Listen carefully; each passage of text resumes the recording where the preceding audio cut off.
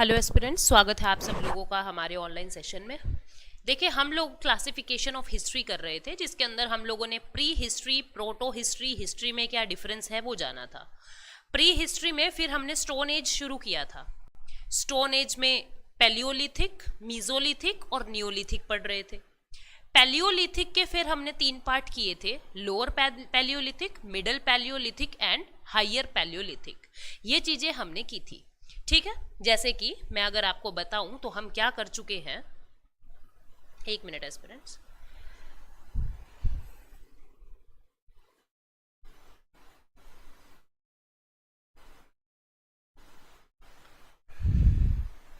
हमने क्या किया, हमने हिस्ट्री को 3 पार्ट्स में बांटा था। कौन से 3 पार्ट्स थे? प्री हिस्ट्री, प्रोटो हिस्ट्री और हिस्ट्री। प्री हिस्ट्री में क्या था, आपको सिर्फ हिस्टोरिकल एविडेंस मिलेंगे, कुछ भी लिखा हुआ नहीं मिल रहा था। प्रोटो हिस्ट्री में भी आपको हिस्टोरिकल एविडेंस मिले थे। यहाँ पे स्क्रिप्ट मिली तो थी, लेकिन आप उसको पढ़ नहीं सकते थे, ठीक है। वो रीडेबल नहीं थी, नॉट रीडेबल, वो रीडेबल नहीं थी। और यहाँ पे हमने देखा था कि स्क्रिप्ट वगैरह कुछ थी ही नहीं, है ना, स्क्रिप्ट वगैरह कुछ थी ही नहीं। प्री हिस्ट्री में हम लोग पढ़ रहे थे स्टोन एज को। स्टोन एज में हमने 3 तरीके से किया था। पैलियोलिथिक, ठीक है, यानी पूरा पाषाण काल, मीजोलिथिक यानी मध्य पाषाण काल और नियोलिथिक यानी नवपाषाण काल। और यहां पे हम लोगों ने हड़प्पा को समझा था। हड़प्पा में 3 तरीके से पढ़ना है हमको, प्री हड़प्पा, हड़प्पा और पोस्ट हड़प्पा, ये चीजें देखनी है। हिस्ट्री फिर वो मुगल काल वगैरह आ जाएगा। पैलियोलिथिक में 3 तरीके के पार्ट्स हमने किए थे, lower palaeolithic, middle palaeolithic and upper Palaeolithic. ये 3 तरीके के पार्ट्स किए थे, निम्न पुरापाषाण काल, मध्य पुरापाषाण काल और उच्च पुरापाषाण काल। तो अब इन चीजों से हमें आज की क्लास में आगे बढ़ना है, ठीक है। देखो, हम लोग कर चुके हैं ये सब चीजें। लोअर पैलियोलिथिक जो था आपका 5 लाख से 50,000 बीसी था, ये 50,000 से 40,000 बीसी था, ये 40,000 से 10,000 बीसी था।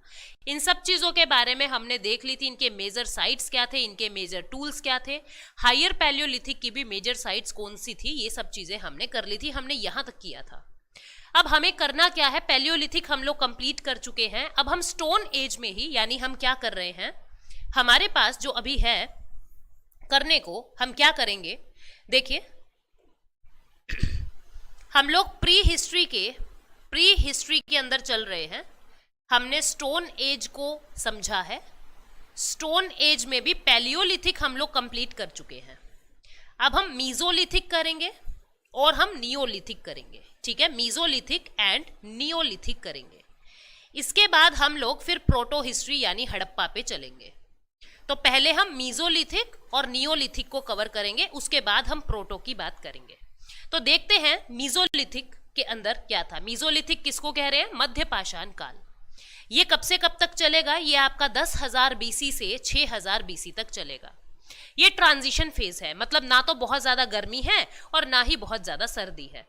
ये ट्रांजिशन फेज है, मतलब समय बदल रहा है, तापमान धीरे धीरे अभी कम आने शुरू होने लगा है।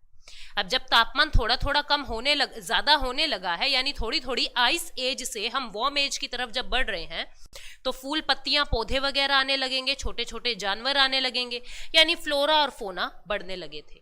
लोगों का लाइफस्टाइल जो है वो चेंज होने लगा था। अब इंसान जो है थोड़ा सा छोटे पत्थरों का प्रयोग करने लगा था।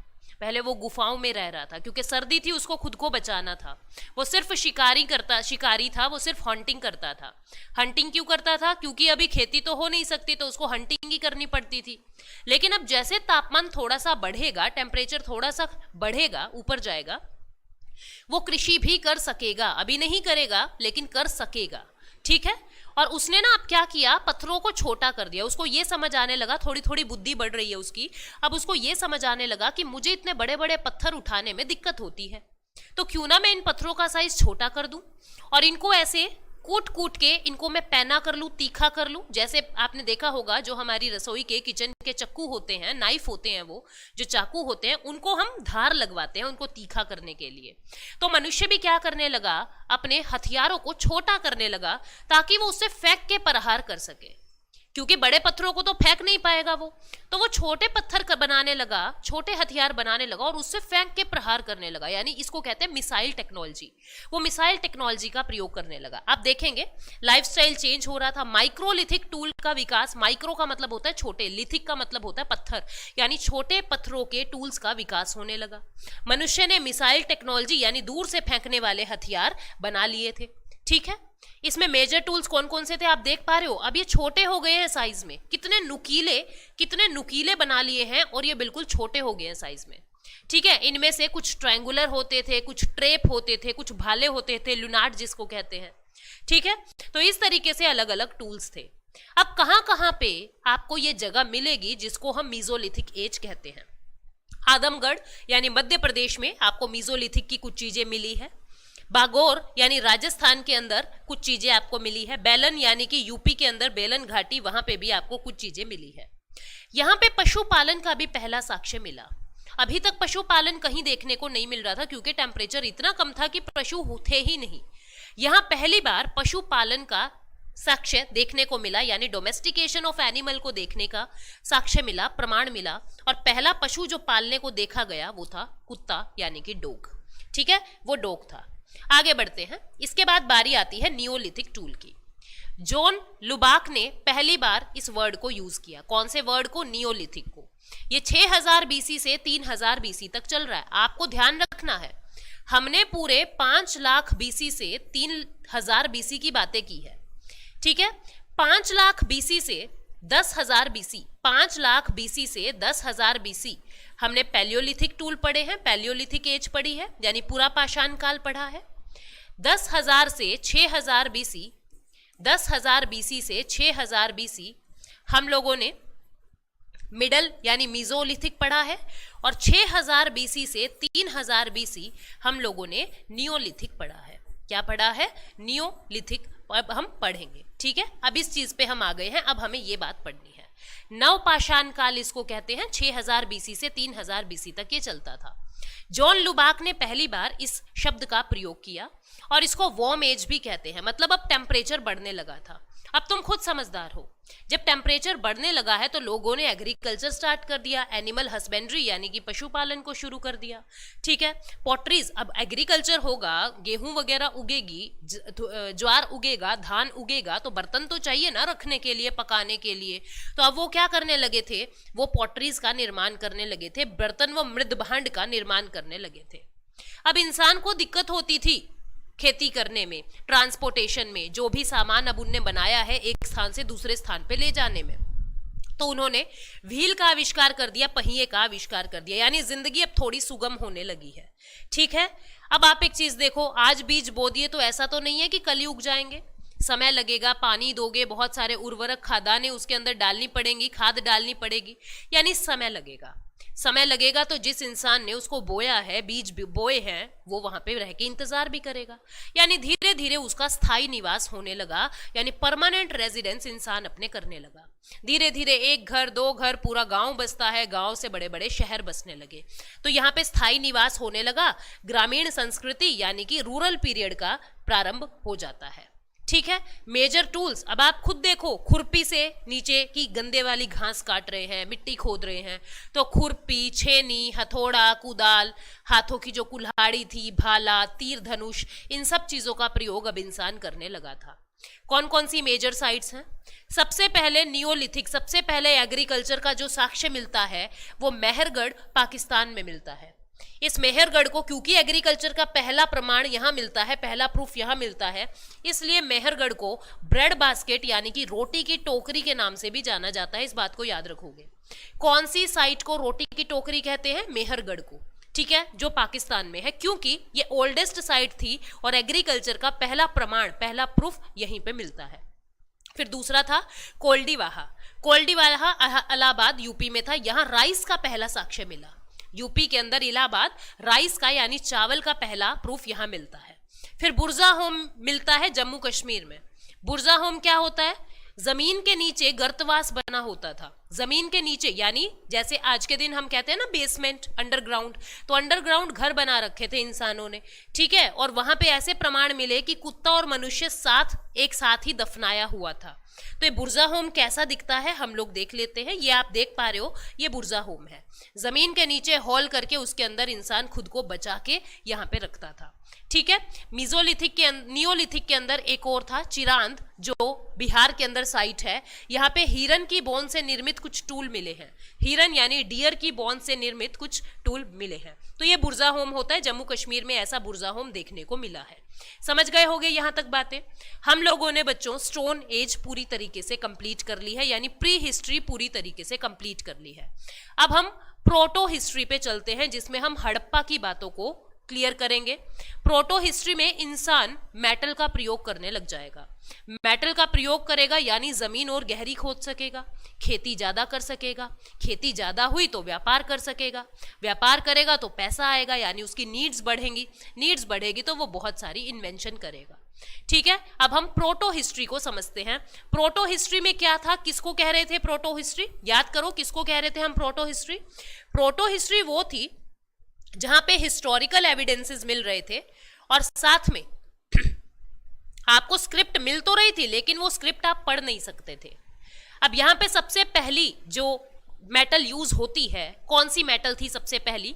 तांबा, यानी कि कॉपर। सबसे पहली मेटल यूज होती है कॉपर। ये समय चल रहा है 3000 बीसी से 750 बीसी। 3000 बीसी तक क्या था? प्री हिस्ट्री थी, ठीक है, यानी प्राग ऐतिहासिक काल था। अब आद्य ऐतिहासिक काल यानी कि प्रोटो हिस्ट्री चलता है 3000 बीसी से 750 बीसी। ताम्रपाषाण काल, ब्रॉन्ज एज या चाल्कोलिथिक पीरियड, कुछ भी कह दो। इसको क्यों चाल्कोलिथिक कह रहे हैं? क्योंकि यहाँ पे सबसे पहले कॉपर यानी तांबा मिलता है, तांबे का प्रयोग सबसे पहले इस एज में होता है। अब तुम देखो, प्रोटो हिस्ट्री है तो आर्कियोलॉजिकल एविडेंसेस बहुत सारे मिले, यानी हिस्टोरिकल एविडेंस मिले, लिटरेरी सोर्स नहीं मिले, साहित्य नहीं मिले, कहीं लिखा हुआ कुछ भी नहीं मिला। आर्कियोलॉजिकल यानी ऐतिहासिक साक्ष्य मिलते हैं, लिपि मिलती तो है, स्क्रिप्ट कुछ लिखा हुआ मिलता तो है, लेकिन उसको पढ़ नहीं सकते आप। नॉट रीडेबल फॉर्म यानी डेसिफर नहीं है, उसको पढ़ नहीं सकते आप, ठीक है। लिटरेचर के एविडेंस कुछ मिले ही नहीं भाई, जैसे कुछ ऋग्वेद में कुछ लिख रखा हुआ, ऐसा कुछ नहीं मिला, ठीक है। समझ रहे हो बात को? मनुष्य मेटल का यूज करने लगा था। पहली मेटल यूज जो उसने की उसका नाम क्या था? कॉपर, यानी पहली मेटल वो कॉपर यूज करता है। अब इसको हम ताम्रपाषाण काल, ब्रॉन्ज एज सिविलाइजेशन या चाल्कोलिथिक पीरियड कहते हैं। अच्छा, इसी पीरियड को हम इंडस वैली सिविलाइजेशन में भी देखेंगे। इंडस वैली सिविलाइजेशन या हड़प्पा सभ्यता, हड़प्पा सिविलाइजेशन एक ही बात है। ऐसा क्यों? इंडस वैली सिविलाइजेशन इसलिए कह रहे हैं क्योंकि ये सिंधु घाटी यानी इंडस रिवर के चारों तरफ ये सिविलाइजेशन देखी गई थी। दूसरा, इसी पीरियड को हम हड़प्पा सभ्यता क्यों कह रहे हैं? क्योंकि सबसे पहली साइट जो मिली थी हमको खुदाई के दौरान, सबसे पहली जो साइट मिली थी वो हड़प्पा ही मिली थी। हड़प्पा, मोहनजोदारो, ये सब कहाँ थी? पाकिस्तान के अंदर थी, यानी हड़प्पा साइट सबसे पहले मिली थी, इसलिए इसको हड़प्पा सभ्यता भी कहते हैं। अब इसको 3 पार्ट्स में मैंने बांट दिया, 3 पार्ट्स में बांट दिया। हमको 3000 बीसी से 750 बीसी तक का सफर तय करना है। 3000 बीसी से 750 बीसी का सफर तय करना है। तो अब 3000 बीसी से 2350 बीसी यानी लगभग 6500 साल, इसको हम कहते हैं बिफोर हड़प्पा, यानी हड़प्पा से पहले क्या था? हड़प्पा से पहले कृषि थी, आ चुकी थी कृषि, लेकिन गांव थे। क्या थे? गांव थे, ग्रामीण सभ्यता थी। फिर हड़प्पा आया, इसको नगरीय सभ्यता कहते हैं। यहाँ पे काफी सारे नगर आपने देखने को मिले, पहली बार नगर के प्रमाण मिलते हैं, शहरों के प्रमाण मिलते हैं, इसलिए हड़प्पा को नगरीय सभ्यता यानी कि अर्बन सिविलाइजेशन कहते हैं। 2350 से 1750 बीसी का ये समय था। अब जब हड़प्पा डिक्लाइन हो जाता है, जब हड़प्पा चला जाता है, तो फिर से आफ्टर हड़प्पा हम लोगों को गांव देखने को मिलते हैं। कहते हैं कि आर्यन यहाँ पे आके रहने लगे, वैदिक कल्चर लेके आए, और हड़प्पा लोग जो हैं वो साउथ के रास्ते चले गए, यानी महाराष्ट्र से होते हुए दक्षिण भारत में जाके अलग अलग तरीके की सभ्यताओं को बसाने लगते हैं, ठीक है। तो आफ्टर हड़प्पा 1750 बीसी से 750 बीसी चलेगा। तो सबसे पहले हम बिफोर हड़प्पा देख लेते हैं, यानी 3000 बीसी से 2350 बीसी का सफर देख लेते हैं। बिफोर हड़प्पा क्या क्या था? स्टूडेंट्स याद रखें। अब देखो इससे पहले ही हम क्या कर चुके हैं, खेती आ चुकी है, इंसान ने व्हील को बना दिया है, ठीक है, एनिमल हस्बेंड्री के प्रूफ मिलने लगे हैं, चावलों के साक्ष्य मिलने लगे हैं, ब्रेड बास्केट बन चुकी है ना, किसको कहा था, मेहरगढ़ पाकिस्तान को रोटी की टोकरी कहा था, यानी अनाज होने लगा है, यानी टेम्परेचर जो है वो काफी हद तक वार्म एज में हम पहुंच चुके हैं। बिफोर हड़प्पा गांव बस चुके थे, क्योंकि इंसान अब अपना परमानेंट रेजिडेंस करने लगा था, खेती करने लगा था ना, वो अब शिकारी नहीं है, अब वो शिकार के पीछे नहीं भाग रहा है कि जंगल में कहीं शेर दिख गया, कहीं पे चीता दिख गया, कहीं भालू दिख गया और वो उनके पीछे पीछे हो गया, ऐसा नहीं है। अब इंसान खेती कर रहा है एक जगह रुक के, ठीक है। तो ग्रामीण सभ्यता देखी जा रही है, प्रमुख व्यवसाय यानी कि मेन ऑक्यूपेशन अब इनका एग्रीकल्चर होने लगा है। अब ये पशुपालन के साथ साथ फिशरी भी करते हैं, मत्स्य पालन भी करते हैं, घास फूस के इनको मकान मिलेंगे, कच्चे मकान में रहता था, कहीं कहीं पे बहुत ही रेयर था कि कहीं पक्की ईंटों के मकान मिल रहे थे। कॉपर और ब्रोंज का प्रयोग स्टार्ट हो चुका था, किस का, कॉपर का और ब्रोंज का प्रयोग जो है वो स्टार्ट हो चुका था, ठीक है। फोर्टिफिकेशन करने लगे थे, फोर्टिफिकेशन का मतलब क्या है, अपनी सावधानी वाली जगह के चारों तरफ दीवारें बना के रखने लगे थे, किलाबंदी करने लगे थे। ये फोर्टिफिकेशन अंग्रेज भी करते हैं, जहां पे उनके वेयर हाउस होते थे वहां मोटी मोटी दीवारें बना देते थे चारों तरफ, ताकि बाहर से आक्रमण ना हो सके। तो इन लोगों ने भी किलाबंदी यानी फोर्टिफिकेशन कर दिया था, और बड़े बड़े वेयर हाउसेज मिलने लगे थे, अन्नागार, जहां पे अन्न को ये स्टोर करके रखते थे, बड़े बड़े ग्रेनरी यानी बड़े बड़े वेयर हाउस मिलने लगे थे, ठीक है। इनकी मेजर साइट्स कौन कौन सी थी, मेजर साइट्स थी इनकी मुंडीगख जो अफगानिस्तान में थी, मेहरगढ़ जो पाकिस्तान में थी, कोटाजी जो पाकिस्तान में थी, राखीगढ़ी, बनावली और कालीबंगा ये इंडिया की है, राखीगढ़ी और बनावली हरियाणा के अंदर है, ठीक है, राखीगढ़ी हिसार में, बनावली फतेहाबाद के अंदर है। तो ये वाली मेजर साइट्स थी किसकी, बिफोर हड़प्पा की, मतलब यहाँ फोर्टिफिकेशन के बड़े बड़े अन्नागार के प्रमाण मिलने लगे थे, मनुष्य कॉपर और ब्रोंज का प्रयोग करने लगा था, मेन ऑक्यूपेशन उनका कृषि होने लगा था, मछलियों को भी पालने लगे थे और जानवरों को भी यानी डोमेस्टिकेशन ऑफ एनिमल करने लगे थे, और गाँव का विकास होने लगा था, ठीक है। अब इसके बाद हम एक एक करके सारी चीजों को समझते हैं। अब हम हड़प्पा सिविलाइजेशन को समझेंगे, जिसको इंडस वैली सिविलाइजेशन के नाम से भी जाना जाता है, and it is very very very important. मैं जितने स्टार लगाऊं उतने कम है, बहुत सारे क्वेश्चन हड़प्पा सभ्यता से बनते हैं, तो हमको ध्यान से सारी चीज पढ़नी है। समय चल रहा है 2350 बीसी से 1750 बीसी।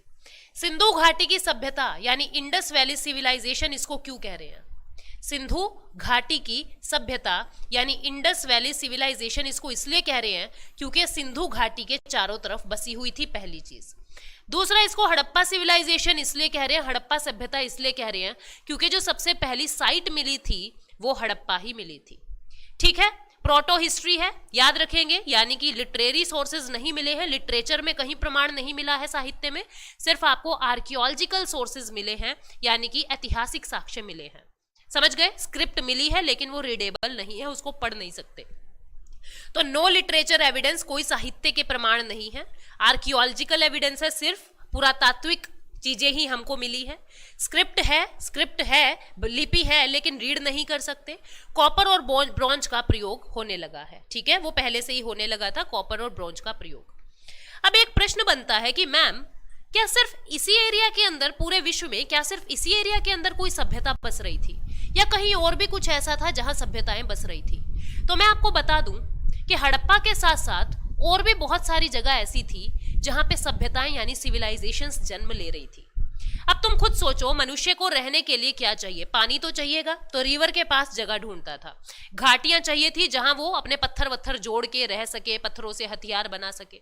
तो अब अलग अलग जगह पे देखो कहां कहां क्या हो रहा था, बिल्कुल ध्यान से इस मैप में हम समझेंगे। 4 सभ्यताएं हमें समझनी है, कितनी? 4 सभ्यताएं हमें समझनी है। ये 4 कौन कौन सी थी, बिल्कुल ध्यान से इसको समझेंगे। देखो, एक थी अफ्रीका के अंदर नील रिवर, पता है आपको अफ्रीका की, बिल्कुल जो मेन रिवर है नील नदी, नील नदी के पास नील सभ्यता का ही उदय हो रहा था, नील रिवर के पास नील सभ्यता का ही उदय हो रहा था। फिर आप ऊपर आ जाओ यूरोप में, यूरोप में इजिप्ट में यहाँ हिंदू कुश की पहाड़ियां थी, हिंदू कुश की पहाड़ियां थी, जफरात रिवर यहाँ पे बहती थी, ठीक है। तो यहाँ पे मिसोपोटामिया नाम की सभ्यता यहाँ बसने लगी थी। आप देख पा रहे होंगे मेसोपोटामिया नाम की सभ्यता यहां बसने लगी थी। फिर बारी आती है इंडिया की, ठीक है। यहाँ पे पूरे आपके पर्वत, यहाँ पे आपको पूरे पर्वत दिखते हैं, ठीक है, और यहाँ पे आपको इंडस वैली भी दिखती है। तो इस पूरे रीजन के अंदर आपकी हड़प्पा सभ्यता ने जन्म ले लिया था, हड़प्पा सभ्यता ने जन्म ले लिया था। अब चलते हैं चाइना के अंदर। चाइना के अंदर येलो रिवर है, ठीक है, और यहाँ पे हुआंग हो, क्या नाम है, हुआंग हो नाम की सभ्यता ने जन्म ले लिया था। तो इस तरीके से पूरे विश्व में ये चार सभ्यताएं साइमल्टेनियसली ही ग्रो कर रही थी, यानी एक ही समय में ग्रो कर रही थी। आप देखोगे हड़प्पा सभ्यता वाले लोग यूरोप से व्यापार करते थे, यानी मेसोपोटामिया के अंदर व्यापार करते थे। ये इंपोर्ट और एक्सपोर्ट करते थे, यानी एक दूसरे से अवगत थे कि हमारे अलावा इस पृथ्वी पे और भी कोई है, हमारे अलावा और भी नगर बसते हैं जहां से हम व्यापार वगैरह कर सकते हैं, ठीक है। अब एक एक करके सारी चीजें देखेंगे।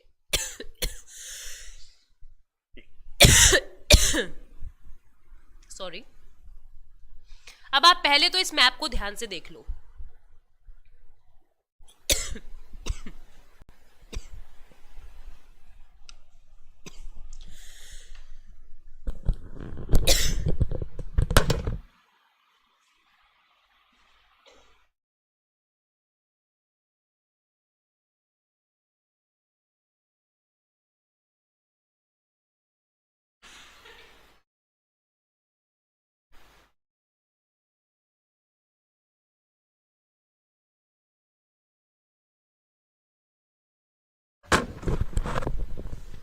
आपने देख लिया होगा मैप।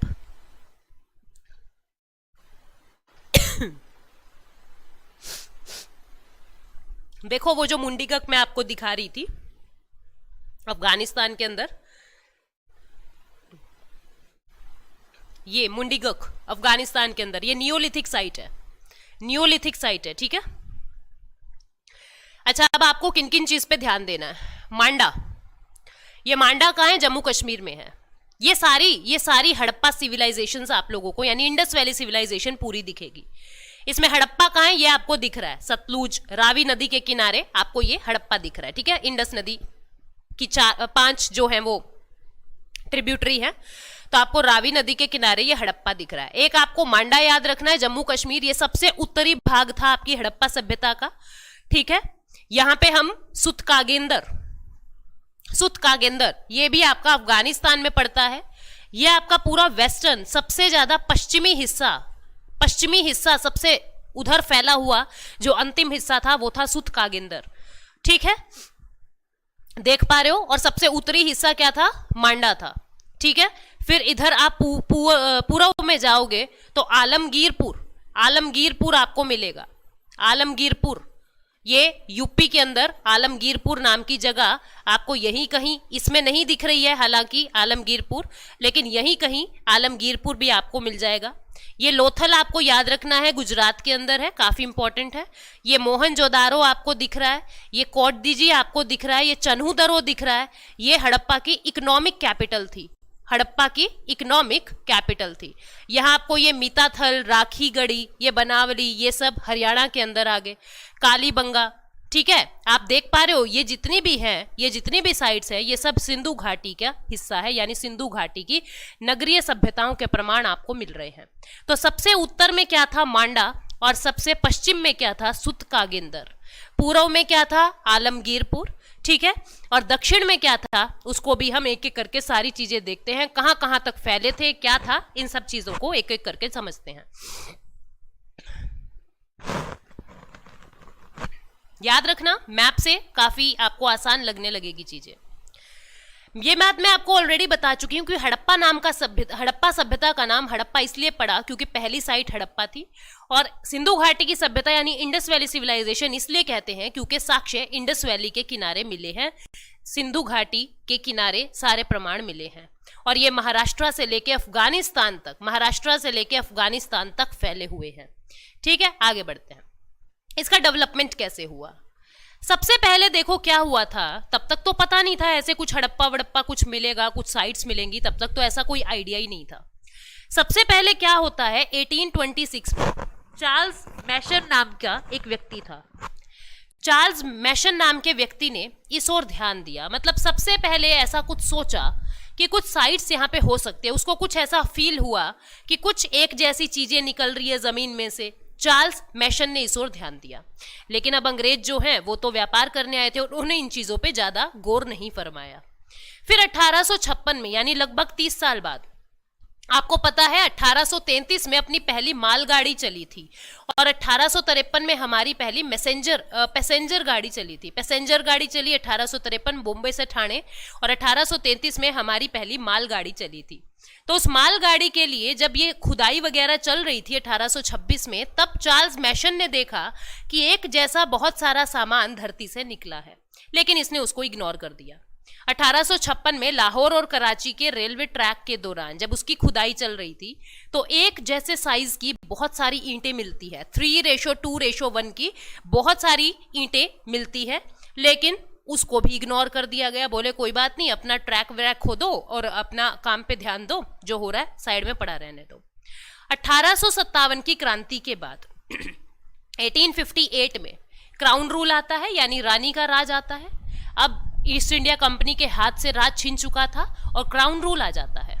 1861 में ये क्राउन रूल क्या करता है, भारत में पुरातात्विक विभाग की स्थापना कर देता है, आर्कियोलॉजिकल सर्वे ऑफ इंडिया बना देता है, जिसके जो सेक्रेटरी थे वो थे जनरल कनिंघम। क्या नाम था उनका? General Cunningham. ठीक है, जनरल कनिंघम ने इसका सर्वेक्षण किया।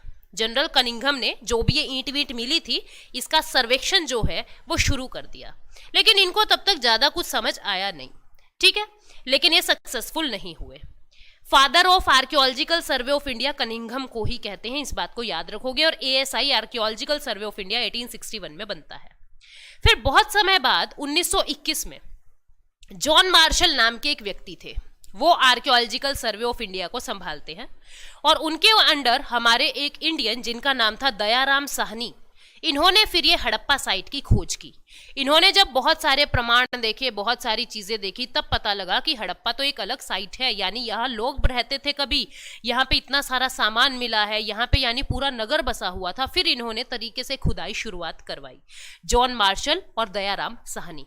ठीक है, 1991 में फिर इन्होंने गुजरात में धोलावीरा को खोज दिया। 1991 में गुजरात में धोलावीरा, यानी गुजरात में जो धोलावीरा नाम की साइट है वो खोज दी। 2013 में गुजरात के पास ही खीरसारा नाम का एक और चीज ढूंढ दी। 2015 में इन्होंने देखा कि राखीगढ़ी जो हरियाणा हिसार के अंदर है, वो लार्जेस्ट साइट है हड़प्पा की। अब याद करो, मैंने आपको ये बताया था कि जिस भी चीज के साहित्य के अंदर प्रमाण नहीं है, यानी कहीं पे भी जिसके लिटरेरी सोर्स नहीं मिलते, सिर्फ आर्कियोलॉजिकल सोर्स मिलते हैं, ऐसी जगह परमानेंट नहीं होती। यानी उनकी जो डिटेल है, हम सिर्फ वहां के सामान से एक अंदाजा लगाते हैं। आपकी जो प्री हिस्ट्री है, स्टोन एज है, या जो आपकी प्रोटो हिस्ट्री है, यानी कि जो प्राग ऐतिहासिक काल और आद्य ऐतिहासिक काल है, इन दोनों में ही लिटरेचर के सोर्स तो मिलते ही नहीं। भाई ऐसा तो है ही नहीं किसी किताब में इनके बारे में लिखा हुआ है, ऐसा तो कुछ है ही नहीं, है ना। यानी ये जो चीजें है ना, ये चेंज होती रहती हैं। हम अनुमान लगा रहे हैं, भाई सबसे बड़ा गिलास मिल गया हमको, मान लो राखीगढ़ी से, पता लगता है कुछ दिन बाद धोलावीरा से एक बहुत बड़ा जग मिल गया, तो बता देंगे नहीं जी सबसे बड़ा बर्तन हिसार नहीं है, तो गुजरात में मिला है। यानी चीज चेंज होती रहती है। अब जो हिस्ट्री है वो तो आपको किताबों में लिखी हुई मिलती है, किसी ने कभी बुक लिखी हुई है, किसी ने पिल्लर पे लिखा हुआ है, किसी ने कहीं, तो मतलब वो चीजें फिक्स है, वो बदलेंगी नहीं, वो लिख चुके हैं। बात समझ आ रही है? तो अभी के लिए 2015 के अनुसार जो लार्जेस्ट साइट है वो राखीगढ़ी को डिक्लेयर किया है, जो हरियाणा हिसार के अंदर पाई जाती है। अब आगे बढ़ते हैं। देखो इसका विस्तार देखो, नॉर्थ में मांडा जम्मू कश्मीर, साउथ में महाराष्ट्र के अंदर डैमाबाद, क्या है डैमाबाद, अफगानिस्तान के अंदर सुत कागेंदौर, और मेरठ यूपी के अंदर आलमगीरपुर। ये 4 साइट हैं। सबसे ऊपर जम्मू कश्मीर यानी नॉर्दर्न साइट अगर आपसे पूछ ले तो आप बताओगे मांडा। सबसे साउदर्न साइट यानी दक्षिणी सबसे साइट अगर पूछ ली जाए तो महाराष्ट्र का दैमाबाद। सबसे पश्चिमी पूछ लिया जाए तो सुत कागेंदौर जो अफगानिस्तान में है, और सबसे पूर्वी पूछ लिया जाए तो उत्तर प्रदेश मेरठ का आलमगीरपुर। अगर हम पूर्व से पश्चिम का विस्तार देखें तो 1400 किलोमीटर था, और अगर हम उत्तर से दक्षिण का विस्तार देखें तो 1600 किलोमीटर था। कितना था? 1600 किलोमीटर था। ठीक है, याद रखोगे इन बातों को। आगे बढ़ते। इस सभ्यता की जो शेप थी वो ट्रायंगुलर थी, वो ट्रायंगुलर थी। आप देख सकते हो कैसे, ये देखो, ये लगभग कुछ ट्रायंगुलर है। ये तो इन्होंने ना कुछ साइड्स नहीं बताई हुई। अगर मैं कहूं, अगर मैं यहां से अगर जाते हुए इस तरीके से मांडा पे जाऊं, मतलब अगर मैं यहां से जाते हुए, तो ये कुछ इस तरीके की शेप बनेगी आपकी, है ना, इस तरीके की शेप बनेगी। यानी कि इधर मांडा, इधर कहीं आलमगीरपुर मिलेगा आपको, इधर कहीं डैमाबाद मिलेगा आपको, और इधर ये आपको सुतकागिंदोर मिल रहा है। मतलब इसकी कैसी शेप है, इसकी ट्रायंगुलर सी शेप है। ठीक है, यही बात यहां लिखी हुई है कि इसकी ट्रायंगुलर शेप है। तो सुतकागिंदोर, मांडा, आलमगीरपुर यूपी, मेरठ और डैमाबाद। ठीक है, तो ये किस किस देश में फैली हुई है? अफगानिस्तान, पाकिस्तान और भारत, 3 देशों में ये फैली हुई है। टोटल एरिया कितना है? 1300 लाख किलोमीटर स्क्वायर, और टोटल 1500 साइट आज तक खोजी गई है, जिसमें से 1490 साइट ग्रामीण क्षेत्रों की है, रूरल है, और 10 साइट ही केवल आपकी अर्बन साइट है। फिर भी इसको नगरीय सभ्यता इसलिए कहते हैं क्योंकि सबसे पहले नगर इसी क्षेत्र में देखे गए थे, इसलिए इसको नगरीय सभ्यता कहते हैं, जबकि नगर तो बहुत कम थे यहाँ पे। समझ गए बात को? आगे बढ़ते हैं।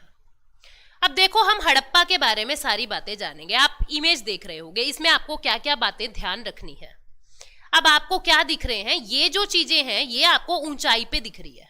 ये जो चीजें हैं ये आपको कुछ प्लेटफॉर्म बना हुआ है पहले, ठीक है, फिर उस प्लेटफॉर्म के ऊपर घर बने हुए हैं, और आप देख रहे हो ये 2 मंजिला इमारत है। एक मंजिल ये है और एक मंजिल ये है, ये 2 मंजिला इमारत है। लेकिन आप इनके पीछे अगर इन वाले क्षेत्रों को देखते हो तो आप देखोगे ये घर काफी नीचे हैं और एक ही मंजिल बने हुए हैं, है ना, एक ही मंजिल बने हुए हैं। आप देख रहे हो प्रॉपर सड़कें बनी हुई है, ठीक है, प्रॉपर सड़कें बनी हुई है, नालियां बनी हुई है, ठीक है, पूरी ये फोर्टिफिकेशन यानी किलाबंदी कर रखी है, अच्छा सा फ्लड कंट्रोल सिस्टम किया हुआ है, यानी बंदरगाह वगैरह भी होती थी, बोट्स वगैरह थी, यहाँ पे आप प्रमाण देख पा रहे हो, आपको बातें समझ आ रही है, ठीक है। यानी हम कह सकते हैं कि हड़प्पा के अंदर जो टाउन था वो 2 क्षेत्रों में बटा हुआ था, वेस्टर्न में और ईस्टर्न में, वेस्टर्न में और ईस्टर्न में। जो वेस्ट वाला पार्ट था वो ऊंचाई पे बना हुआ था, ये वाला पार्ट ऊंचाई पे बना हुआ था, और ईस्ट वाला पार्ट नीचाई पे बना हुआ था, लोअर एरिया पे बना हुआ था। तो ये दिखाता है कि हड़प्पा के समय भी कुछ ऐसा भेदभाव तो था ऊंच नीच का। तो वेस्ट के अंदर इलीट क्लासेस रहती थी, ठीक है, ज्यादा उच्च वर्ग के लोग रहते थे, और यहाँ पे निम्न वर्ग के लोग रहते थे। इन लोगों के जो घर थे वो पक्की ईंटों के बने हुए थे और डबल स्टोरी मंजिलें थी, आप देख पा रहे हो, 2-2 मंजिला इमारतें भी हैं, डबल स्टोरी मंजिलें थी। लेकिन जो ईस्ट वाला एरिया था जहां पे निम्न लोग रहते थे वहां डबल स्टोरी आपको नहीं देखने को मिलेगी, वहां पे सारी सिंगल स्टोरी मिलेगी और निम्न लोग रहते थे। ये पहली नगरीय सभ्यता थी और यहाँ पे टाउन प्लानिंग बहुत ही गजब की थी। आप मोहनजोदारो मूवी भी देखोगे, वहां भी देखोगे, ऋतिक रोशन की मूवी है, आप देख सकते हो, कुछ एग्जाम्पल आपको वहां भी देखने को मिल जाएंगे, और आप देखोगे कि यहाँ पे जो नगरीय सभ्यता थी ना, मतलब बहुत ही गजब की टाउन प्लानिंग थी। प्रॉपर सैनिटेशन था, प्रॉपर सीवरेज सिस्टम था, नाली के ऊपर जालियां ढकी हुई थी, हर घर में आपको कुएं देखने को मिलेंगे, प्रॉपर वेंटिलेशंस मिलते थे, हर घर में स्वास्तिक चिन्ह आपको मिलेंगे। मतलब कि आज के समय में तो ऐसे नगर आपको देखने को मिलेंगे ही नहीं। बहुत बढ़िया टाउन प्लानिंग हड़प्पा समय में था, ठीक है। अब टाउन्स जो है 2 पार्ट्स में डिवाइडेड थे, I have already told you, मैं आपको ऑलरेडी बता चुकी हूँ। पश्चिम में ऊंचाई पे घर होते थे, ईस्ट में लोलैंड पे होते थे, वहां मल्टी स्टोरी था, यहाँ सिंगल स्टोरी था, वहां उच्च वर्ग के लोग रहते थे, यहाँ साधारण वर्ग के लोग रहते थे।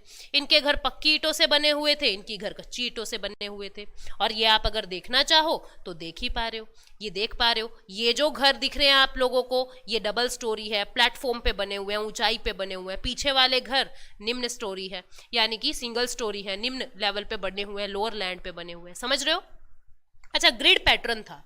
ग्रिड पैटर्न क्या होता है आप देख पा रहे हो, देखो, ये ग्रिड पैटर्न है, ये ग्रिड पैटर्न है। मतलब कि इस तरीके से प्रॉपर ये घर बना रखे हैं, ये घर है, ये घर है, ये घर है, फिर बीच में एक लंबी लाइन है, सड़क है, फिर ये घर बने हुए हैं, ठीक है। यानी कि ग्रिड पैटर्न इस तरीके से 90 डिग्री के कोण पे आपको सड़कें देखने को मिलेगी।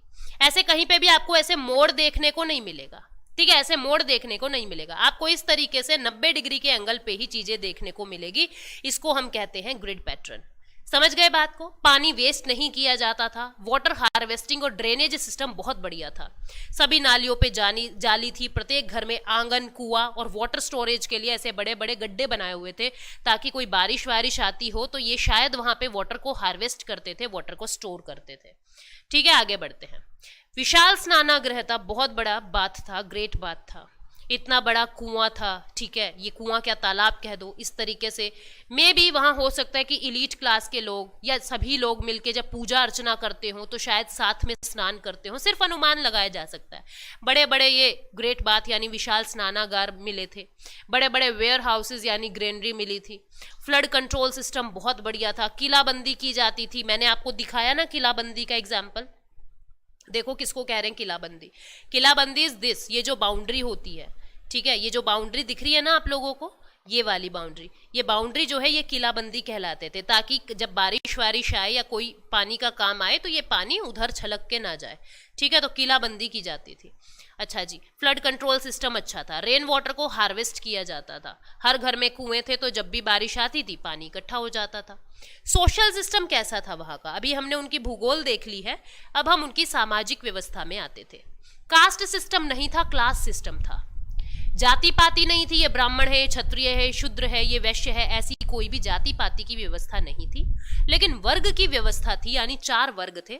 एक वर्ग था व्यापारी वर्ग, एक वर्ग था योद्धा यानी वॉरियर, एक था विद्वान यानी कि इंटेलेक्चुअल, एक था लेबर यानी कि श्रमिक। जो ये योद्धा होता था ये युद्ध करने के लिए नहीं है, ये अपने सामान को प्रोटेक्ट करने के लिए, कि पशु वशु जो होंगे एनिमल से उनको प्रोटेक्ट करेगा। ठीक है, तो ये 4 क्लास सिस्टम बनाई हुई थी। और क्या था? मात्र सत्तात्मक समाज था ऐसा माना जाता है। मैट्रियार्की थी, महिलाओं का सम्मान था। ऐसा क्यों माना जाता है? क्योंकि अगर पितृसत्तात्मक समाज होता ना तो कहीं ना कहीं वॉर के एविडेंसेस जरूर मिलते, युद्ध के एविडेंस जरूर मिलते, लेकिन यहाँ पे युद्ध के एविडेंसेस कहीं नहीं मिल रहे हैं। इस वजह से मात्र सत्तात्मक समाज था ऐसा अनुमान लगाया जा रहा है। मदर गॉडेस की मूर्ति थी, एक महिला है जिनको भगवान के रूप में पूजा जा रहा है, मदर गॉडेस की मूर्ति थी। ठीक है, यहाँ के लोग आभूषण पहनना पसंद करते थे, ऑर्नामेंट्स पहनते थे, आभूषण पहनते थे। तो कहीं पे चूड़ी के साक्ष्य मिले हैं, कहीं पे लिपस्टिक के साक्ष्य मिले हैं, कहीं पे बिंदी, मनके, मोती, माला, इनकी साक्ष्य मिले हैं। तो पता लगता है कि यहाँ के लोग आभूषण पहनते थे। एंटरटेनमेंट, मनोरंजन के लिए ये चेस खेलते थे और हंटिंग करते थे, शिकार करते थे। एक तो चेस खेलते थे, चेस बोर्ड मिला है, कहाँ से मिला है? लोथल से मिला है, लोथल गुजरात से चेस बोर्ड मिला है। ठीक है, और साथ ही बता दूं 44th chess olympiad, 44th chess olympiad India ही करवा रहा है, तमिलनाडु, इंडिया ही करवा रहा है तमिलनाडु में। ठीक है, स्क्रिप्ट थे इनकी, लिपि तो थी लेकिन पढ़ नहीं सकते। इनकी लिपि का नाम क्या था? ब्रोस्टोफेडोन। इनकी लिपि का नाम था ब्रोस्टोफेडोन। जैसे हमारी लिपि क्या है? हमारी लिपि देवनागरी है, और देवनागरी लिपि कैसे लिखी जाती है?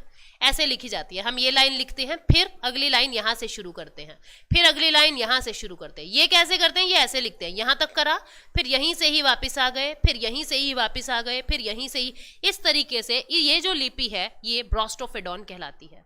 64 अल्फाबेट्स अभी तक पाए गए हैं और सिंबल्स की फॉर्म में पाए गए हैं। ठीक है, लेकिन हम पढ़ नहीं सकते ये क्या कहना चाह रहे हैं, अभी तक हमारे हिस्टोरियंस इसको पढ़ नहीं सके हैं।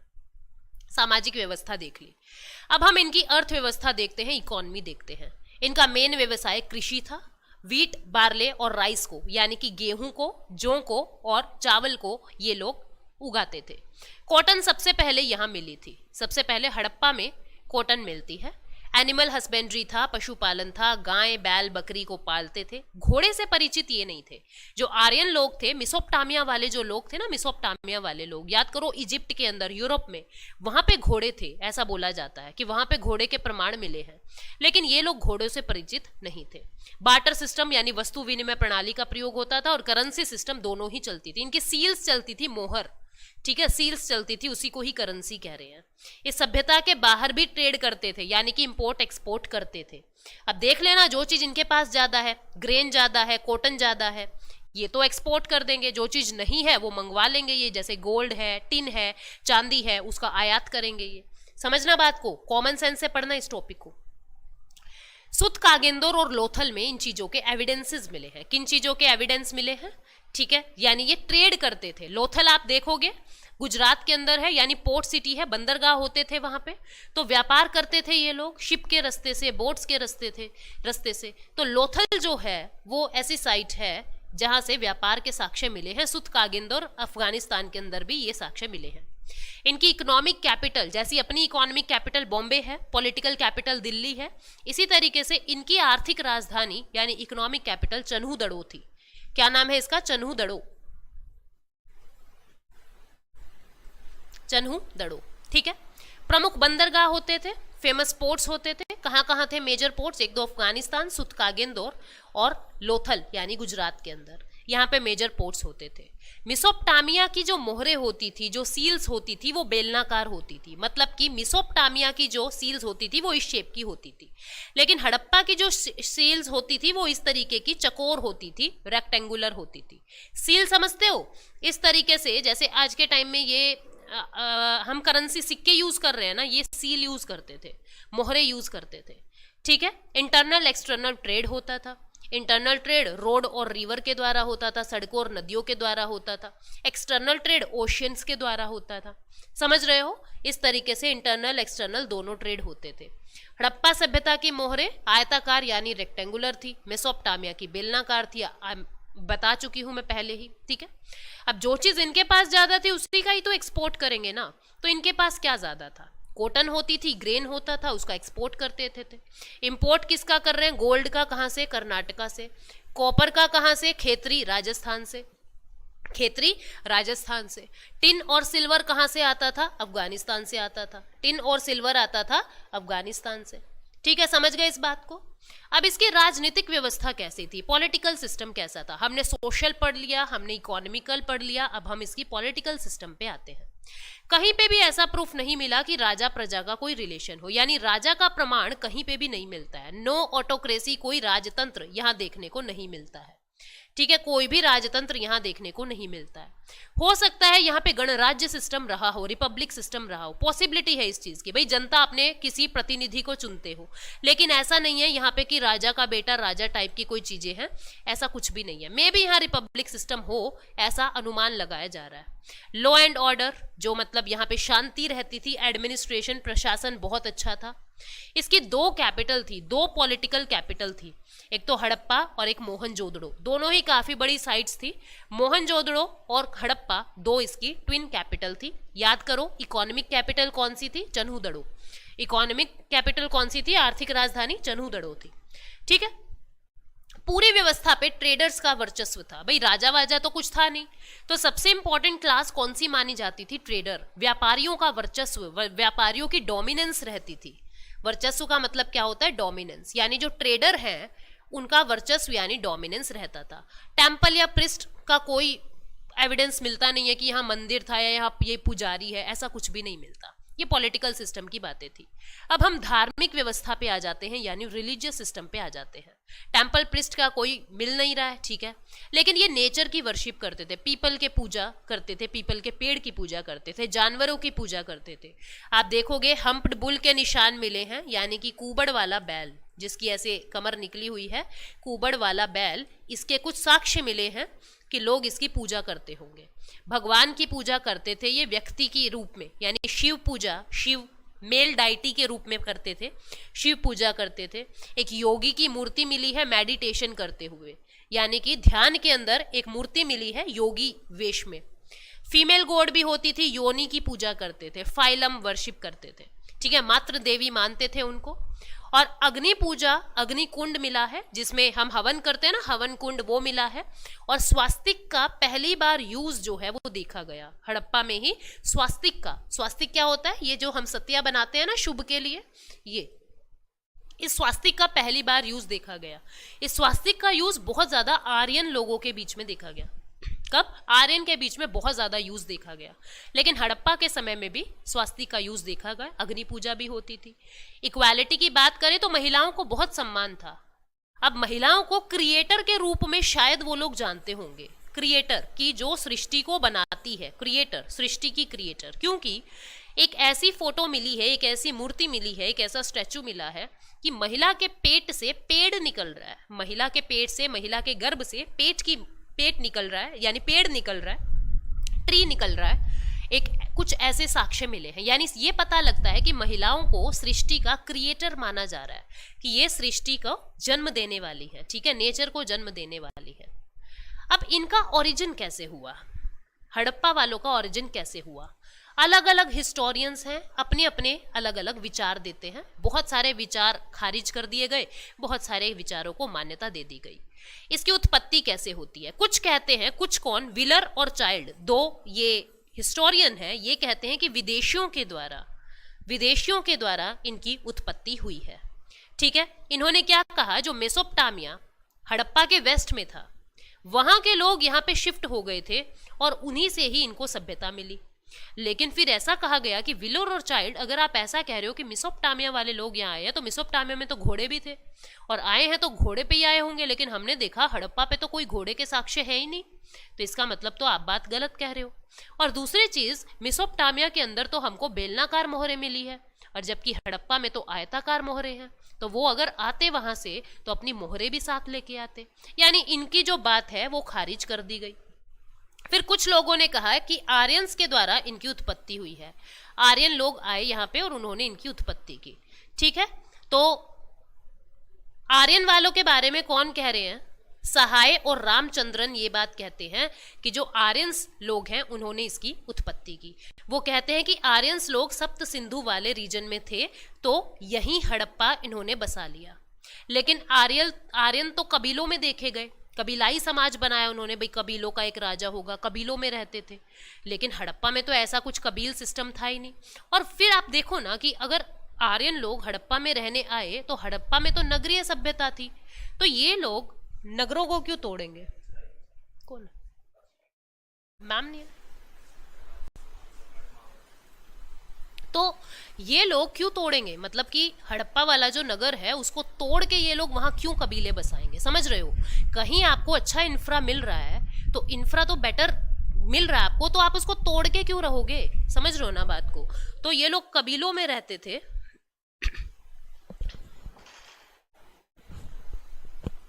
ये लोग कबीलों में रह रहे हैं आर्यन लोग, तो क्यों मानेंगे कि आर्यन लोगों ने यहाँ की उत्पत्ति की है? मतलब आर्यन लोगों ने भी नहीं की है, इनका भी पॉइंट रिजेक्ट हो गया। फिर एक और हिस्टोरियन आए जिनका नाम था राखलदास बनर्जी। क्या नाम है? राखलदास बनर्जी। ये कहते हैं कि द्रविड़ों के द्वारा उत्पत्ति हुई। क्या कहते हैं? द्रविड़ों के द्वारा उत्पत्ति हुई। लेकिन जो द्रविड़ हैं वो तो साउथ इंडियन थे, द्रविड़ साउथ इंडियन थे, तो यहां तक क्या कैसे पहुंचे? वो पैदल चल के आए क्या? कुछ तो हाथी घोड़ा गधा लाए होंगे ना अपने साथ, फिर उसके प्रमाण कहाँ है? समझ रहे हो? फिर रोमिला थापर जो है, इनकी बात, इन्होंने क्या कहा? इनका सिद्धांत बिल्कुल मान्य है। इन्होंने कहा कि जिस क्षेत्र में, यानी Afghanistan, Pakistan, India, Harappa civilisation develop हुई, वहां पहले रूरल सिविलाइजेशन अस्तित्व में थी। आपने देखा ना कि किस तरीके से समय बदल रहा है। प्री हिस्ट्री के टाइम पे ही रूरल सभ्यता बसने लगी थी। जब ट्रांजिशन फेज आता है, थोड़े थोड़े हमने कुत्ते वगैरह के प्रमाण देखने लगे थे और थोड़ी थोड़ी कृषि भी होने लगी थी। तो ये यही कह रहे हैं कि जिस क्षेत्र में हड़प्पा सिविलाइजेशन डेवलप हुई वहां ऑलरेडी रूरल सिविलाइजेशन थी। फिर मेटल आने की वजह से वहां खेती ज्यादा होने लगी, और खेती के बाद तो इनोवेशंस की जरूरत फील होने लगी, व्यापार होने लगा, इसलिए इन सब चीजों को वैलिड माना जाता है, इसलिए इन्हें वैलिड माना जाता है। ठीक है, तो रोमिला थापर की बात को वैलिड माना जा रहा है। अब फिर लड़ाई इस बात पे हो गई कि जो हड़प्पा सभ्यता है वो डिक्लाइन कैसे हो रही है। भाई इनके पतन का क्या कारण है? ऐसा क्या हुआ कि ये समाप्त हो गई एकदम से? इतनी बड़ी सभ्यता जो है वो समाप्त हो जाती है। तो सब लोग अलग अलग बात बोलते हैं। जॉन मार्शल कहते हैं कि फ्लड आया था और सारी फ्लड ने वहां की पूरी नगर सभ्यता को खत्म कर दिया, पर ऐसा तो पॉसिबल नहीं है। हमने देखा कि हड़प्पा सभ्यता में तो वाटर हार्वेस्टिंग और ये फ्लड कंट्रोल सिस्टम बहुत अच्छा था, तो फिर ऐसे कैसे सारी फ्लड एकदम से सब कुछ खत्म कर गई? तो इस बात को रिजेक्ट कर दिया हमने। ठीक है, फिर डीपी अग्रवाल और आमलानंद घोष जो हिस्टोरियन है वो कहते हैं जी रिवर के सूखने की वजह से ये लोग मर गए। लेकिन भाई रिवर तो अब तक नहीं सूखी, इंडस रिवर तो आज तक नहीं सूखी, तब कैसे सूख गई? समझ रहे हो बात को? तो इनकी बात भी खारिज कर दी। MS वत्स बोले रिवर के द्वारा मार्ग परिवर्तन हो गया और इस वजह से ये लोग यहाँ से चले गए। तो भैया 2, 4, 5 किलोमीटर में अगर फर्क नहीं पड़ता ज़्यादा, अगर रिवर 2-5 किलोमीटर अपना स्थान बदल भी ले तो ज़्यादा फर्क नहीं पड़ता, तो इनकी बात भी हमने इनवैलिड कह दी, यानी इनकी बात भी वैलिड नहीं मानी जाती। फिर राइस और साहनी ये क्या कहते हैं कि अर्थक्वेक आया, लेकिन ऐसा कुछ नहीं था कि अर्थक्वेक के भी प्रमाण ज़्यादा नहीं मिलते हैं। फिर कैनेडी कहते हैं कि मलेरिया हुआ। जब भाई वहाँ पे इतना अच्छा ड्रेनेज सिस्टम था तो मलेरिया का तो मच्छर वच्छर होने का कोई मतलब ही नहीं बनता, तो इनकी बात भी इनवैलिड कह दी। फिर व्हीलर ने कहा कि आर्यंस ने अटैक करा। फिर कुछ लोगों ने कहा कि तुम कह रहे हो अच्छा आर्यंस ने अटैक किया, तो आर्यंस इंफ्रास्ट्रक्चर क्यों तोड़ेंगे, वो उस इंफ्रा को उपयोग नहीं करेंगे क्या, वो इंफ्रा क्यों तोड़ेंगे। पर अब तो इंफ्रा टूट के मिला है, आर्यन सभ्यता जब बसी है तब तो कोई इंफ्रा नहीं था और आर्यन लोग तो पहले आके गांव बसाए हैं उन्होंने, अगर वो अटैक करते तो इंफ्रा नहीं तोड़ेंगे, ठीक है, तो नॉट वैलिड ये भी। फिर फेयर सर्विस और गुरदीप सिंह कहते हैं कि क्लाइमेट चेंज हुआ, ये बात वैलिड है कि बरसात कम हो गई, जानवर मरने लगे और इंसान एक स्थान से दूसरे स्थान विस्थापित हो गए, और ये साउथ की तरफ आके इन्होंने अपनी नई सभ्यता को जन्म दे दिया, साउथ की तरफ आके इन्होंने नई सभ्यता को जन्म दे दिया। अब हड़प्पा की बहुत सारी साइट्स हैं, हमें उन साइट्स के बारे में इंपॉर्टेंट बातें जाननी है कि कौन सी साइट में क्या क्या चीजें मिली हैं, लेकिन वो हम नेक्स्ट सेशन में करेंगे। हमने इस सेशन में पॉलिटिकल, इकोनॉमिकल, ज्योग्राफिकल, रिलीजियस ये सारे फीचर्स देख लिए हैं, पतन क्यों हुआ, उत्पत्ति क्यों हुई, वो बातें देख ली है। अब हड़प्पा की मेजर साइट्स कि हड़प्पा, लोथल, मोहनजोदारो, कोताजी क्या मिलता है कहाँ से, वो चीज़ें हम नेक्स्ट सेशन में देखेंगे। उम्मीद करती हूँ यहाँ तक बातें आपको समझ आ गई है। Thank you so much, take care, bye bye.